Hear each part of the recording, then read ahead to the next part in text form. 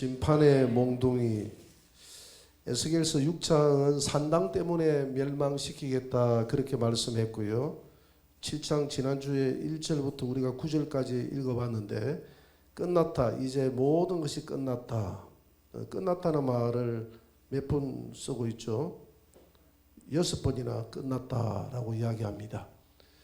그러니까 지금까지는 하나님께서 이스라엘 백성들에게 회개할 기회를 주었으나 회개할 기회를 주었을 때는 끝난 것이 아니죠. 다시 회개하면 되니까. 그러나 이제는 회개해도 소용이 없다. 이제는 모든 것이 끝났다. 내가 너희들에게 대한 나의 인내를 이제는 인내가 끝났다는 겁니다. 하나님이 이스라엘 백성들에게 참고 견뎠던 인내가 끝이 났다는 거예요. 그들을 긍휼히 여기고 그들에게 무한한 회개의 시간을 주고 기회를 줬지만 그들은 회개하지 않았습니다. 회개의 기회를 놓쳐버렸습니다. 그래서 하나님께서 끝났다라고 이야기하면서 하나님이 뭐라고 말씀하시느냐면 오늘 전체적으로 이게 방만하죠. 그죠? 방만한데 이걸 한번 나누어 보면 첫째는 경제적인 재앙을 일으키겠다는 겁니다. 경제적인 재앙을 주겠다. 제일 먼저 경제적인 재앙을 주겠다. 에스겔서 7장 11절을 우리가 한번 읽어볼까요? 같이 한번 읽어봅시다.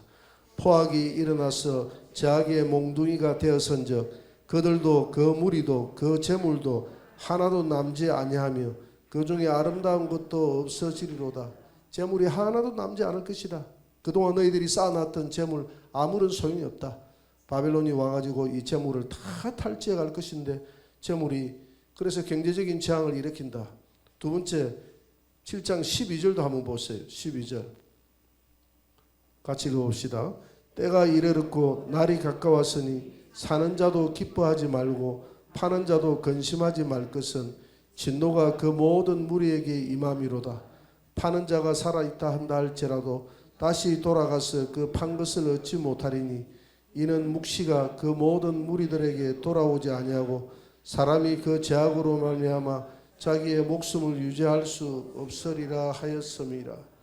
그러니까 사는 자는 밭을 사는 자는 내가 밭을 샀기 때문에 마음이 기쁘잖아요. 뭔가 경제적인 여력이 있기 때문에 샀지 않습니까? 파는 자는 궁핍해서 팔았잖아요. 그런데 오늘 본문에 보니까 샀다고 해서 기뻐하지 말고 또 팔았다고 해서 근심하지도 말라.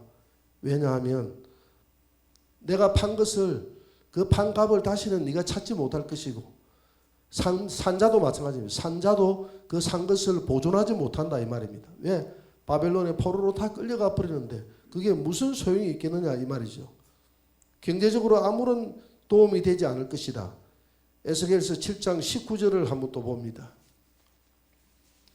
19절 다 같이 시작. 그들이 그 은을 거리에 던지며 그 금을 오물같이 여기리니 이는 여호와 내가 진노를 내리는 날에 그들의 은과 금이 능히 그들을 건지지 못하며 능히 그 심령을 족하게 하거나 그 창자를 채우지 못하고 오직 죄악의 걸림돌이 됨이로다. 아멘. 은을 거리에 던져버린대요. 소용이 없다 이 말이죠. 금을 오물같이 여긴답니다. 금이 소용이 없고 은이 소용이 없는 거예요. 거기 베트남 피트보펄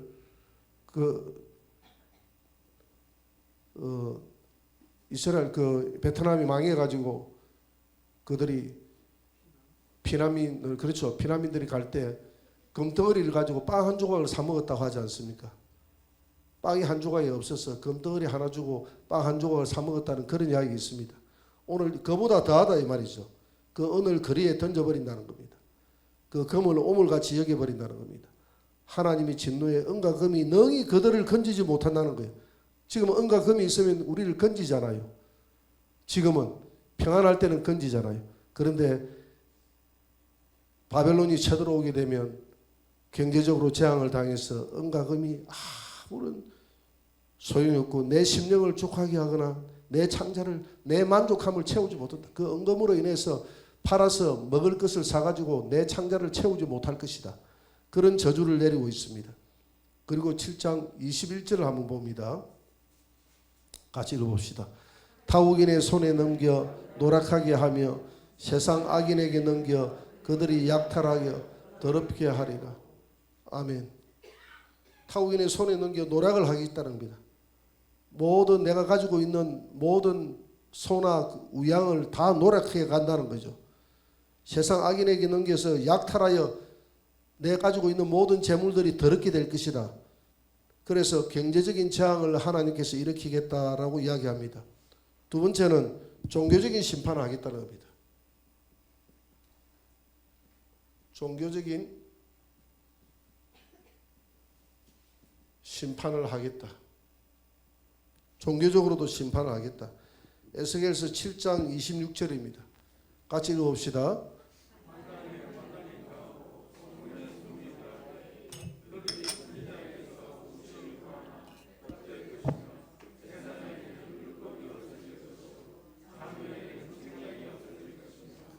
아멘. 여러분, 선지자들에게 계시가 사라진다는 겁니다. 선지자가 계시가 사라지면 어떻게 되죠? 선지자가 아니죠. 하나님께서 이미 버렸다는 것 아니겠습니까?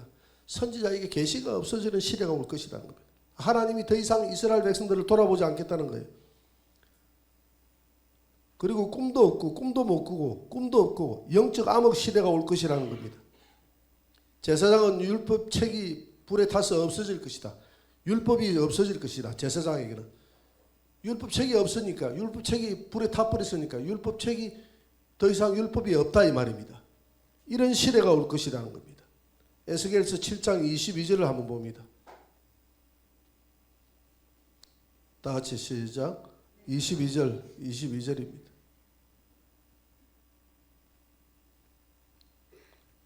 다 같이 시작. 내가 또 내 얼굴을 그들에게서 돌이키리니 그들이 내 은밀한 처소를 더럽히고 포악한 자도 거기 들어와서 더럽히리로다. 그들이 누구냐면 이스라엘 백성들이 내 은밀한 처소가 뭡니까? 성전 아닙니까? 성전을 더럽혔다는 겁니다. 여러분 8장에 보면 더럽힌 내용이 구체적으로 나와 있죠. 성전 안에다가 각종 자기들이 섬겼던 우상들을 전부 다 벽면에 그려다 놓고 그 우상을 섬겼지 않습니까? 그런데 너희들이 더럽혀난 그 처소를 포악한 자도 거기 들어와서 더럽히게 하리라. 포악한 자가 누구죠? 바벨론 이방인들이 와가지고 더 더럽히는, 너희들이 이미 더럽혀놨기 때문에 더럽혀난 성전을 하나님이 내가 돌아보지 않겠다는 겁니다. 내가 거기에 있을 수가 없다는 거예요. 더럽혀난 그 성전에 이방인들도 와가지고 더 그 성전을 더럽히게 될 것이다. 이렇게 이야기를 합니다. 세 번째는 정치적인 심판입니다.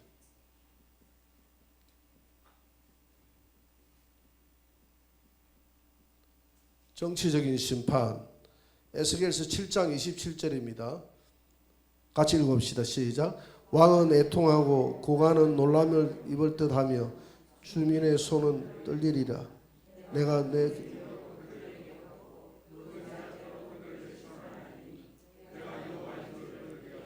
아멘. 왕과 고관들을 심판하겠다는 거 아닙니까? 정치적인 심판을 하겠다는 겁니다. 그들의 손이 떨릴 것이다. 그들이 얼마나 두려워서 손이 파들파들 떨린다는 겁니다. 내가 그 행위대로 그들에게 갚아주고 그 죄악대로 심판하게 될 것이다. 내가 여호와인 줄 너희가 알게 될 것이다. 그렇게 말하고 있습니다. 그 다음에 네 번째 심판의 방법입니다.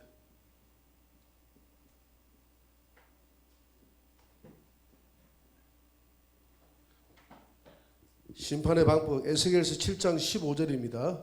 7장 15절을 같이 읽어봅시다. 시작. 밖에는 칼이 있고 안에는 전염병과 기근이 있어서 밭에 있는 자는 칼에 죽을 것이요 성읍에 있는 자는 기근과 전염병에 망할 것이며 어느 곳에서도 안전한 데가 없다 이 말이죠. 밖에 있으면 밖에 네가 살 거다고 성 밖을 나갔다. 성 밖에 나가서 내 밭에 숨었다. 그러면 밭에서 칼에 죽을 것이요 쫓아가서 칼을 죽인다 이 말입니다. 성 안에 있게 되면 성 안에는 기근과 전염병이 돌아서 죽게 될 것이다. 어느 곳에서든지 내가 심판을 하게 되겠다. 성 밖에서도 심판을 하고 성 안에서도 심판을 하게 될 것이다 이 말입니다. 다섯 번째로 심판의 기준은 뭔가? 첫째는 가정한 일이 극에 달함. 에스겔서 7장 3절입니다. 7장 3절 다 같이 시작. 이제는 내게 끝이 이르렀나니 내가 내 진노를 내게 나타내어 내 행위를 심판하고 내 모든 가정한 일을 보응하리라. 가정한 일을 보응한다 그랬잖아요. 내 모든 가정한 일. 가정한 일이 여기서 말하는 가정한 일은 우상숭배인 줄 믿습니다. 우상숭배를 보응하겠다는 겁니다. 그 다음에 7장 4절 한번 봅니다. 7장 4절 다 같이 시작. 내가 너를 불쌍히 여기지 아니하며 긍휼히 여기지도 아니하고 내 행위대로 너를 벌하여 내 가정한 일이 너희 중에 나타나게 하리니 내가 여호와인 줄 너희가 알리라. 가정한 일이 나타나게 될 것이다. 드러나게 될 것이다. 지금까지는 가정한 일을 너희들이 숨겨서 했을지 몰라도 앞으로는 드러내게 될 것이다. 이 말입니다. 에스겔서 7장 8절입니다. 다 같이 시작. 이제 내가 속히 분을 내게 쏟고 내 진노를 내게 이루어서 내 행위대로 너를 심판하여 내 모든 가정한 일을 내게 보응하리라. 내 모든 가정한 일을 내게 보응하겠다고 이야기합니다. 그리고 7장 9절도 보세요. 7장 9절에도 동일한 말씀을 합니다. 내가 너를 불쌍히 여기지 아니하며 긍휼히 여기지도 아니하고 내 행위대로 너를 벌하며 너의 가정한 일이 너희 중에 나타나게 하리니 나 여호와가 때리는 이임을 내가 알리라. 뭐 때문에 때리느냐? 뭐 때문에 때리죠? 가정한 일 때문에. 가정한 일 때문에 때린다는 겁니다. 하나님이 때리겠다는 거예요. 그 다음에 교만이 싹이 났다.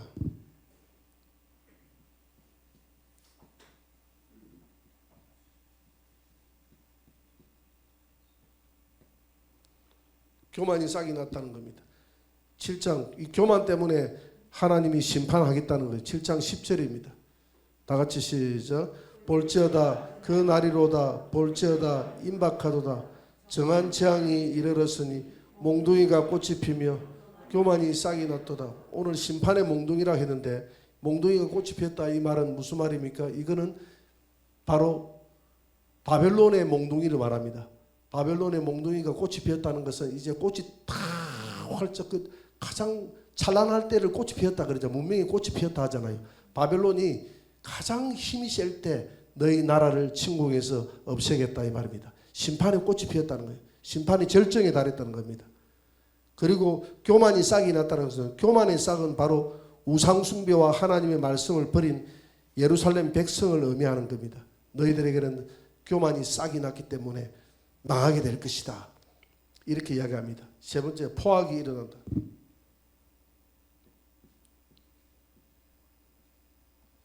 포악 때문에 망한다. 포악 때문에 망한다는 겁니다. 에스겔서 7장 11절을 한번 봅니다. 다 같이 시작. 포악이 일어나서 제약의 몽둥이가 되었은즉 그들도 그 무리도 그 재물도 하나도 남지 아니하며 그 중에 아름다운 것이 없어지리로다. 여러분 포악은 잔인하고 난폭한 상태를 말하거든요. 잔인하고 난폭한 일들이 백성 가운데 일어나는 거예요. 이 포악한 자들이 일어나서 힘이 없는 자들을 제약의 몽둥이가 되어서 그들을 때리잡아요. 그러나 그렇지만은 때리잡아서 많은 재물을 탈취했지만 그 재물을 하나도 남지 않고 아름다운 것이 모든 것이 다 없어지게 될 것이다. 그 포악한 자들이 재물을 탈취했지만 그 재물이 없어지게 될 것이다 이 말입니다. 재물을 심판하겠다는 겁니다. 포악 때문에 심판하겠다는 겁니다. 네 번째, 사치 때문에 망한다.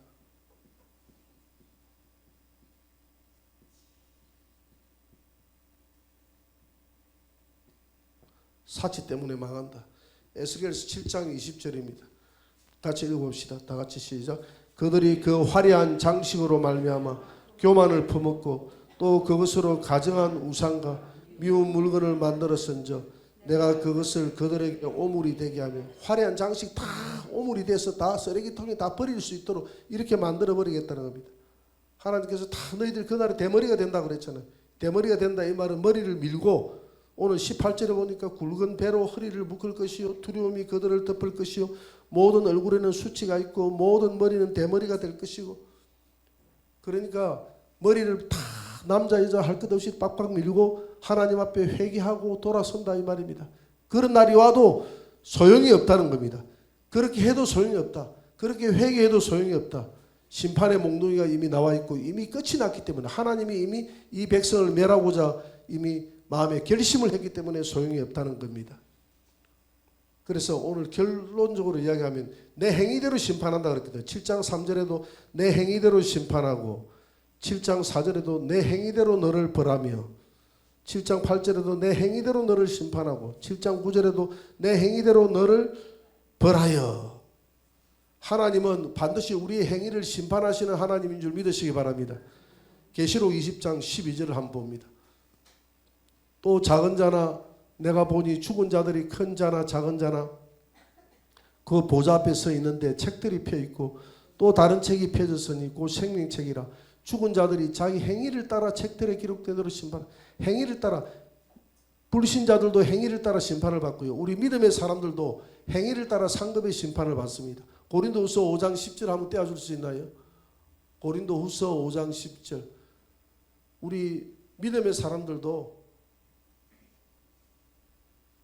하나님의 그리스도의 심판대 앞에서 그 행위를 따라 심판을 받는다고 그랬어요. 같이 읽어봅시다. 시작. 이는 우리가 다 반드시 그리스도의 심판대 앞에 나타나게 되어 각각 선악간에 그 몸으로 행한 것을 따라 받으려 함이라.